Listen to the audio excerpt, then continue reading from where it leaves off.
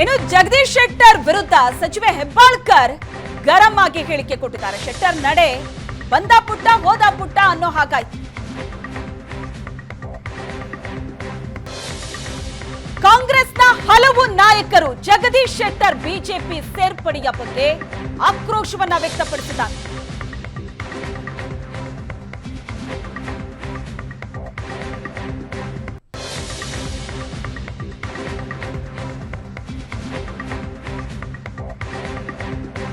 ಹೌದು, ನಮಗೂ ಇದೆ.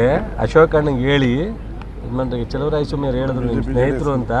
BJP JDS ತಯಾರಾಗಿದ್ದಾರೆ.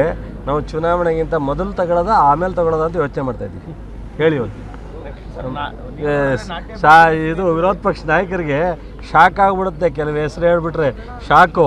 So JDS BJP ಇಬ್ಬರೂ ಕನಿಷ್ಠ 30 ಜನ ತಯಾರಿದ್ದಾರೆ.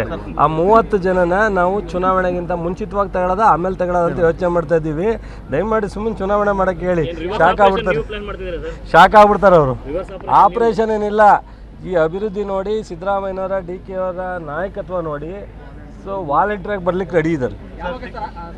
ಅದೇ ನಾನು ಹೇಳಿದ್ನಲ್ಲ, ಚುನಾವಣೆ ಪೂರ್ವನ ಆದ್ಮೇಲೆ ಅಂತ ಯೋಚನೆ ಮಾಡ್ತಾ ಇದ್ದೀವಿ.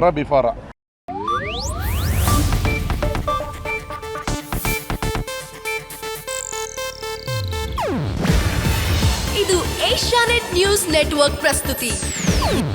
ನೀವು ನೋಡ್ತಿದ್ದೀರಾ ಏಷ್ಯಾನೆಟ್ ಸುವರ್ಣ ನ್ಯೂಸ್.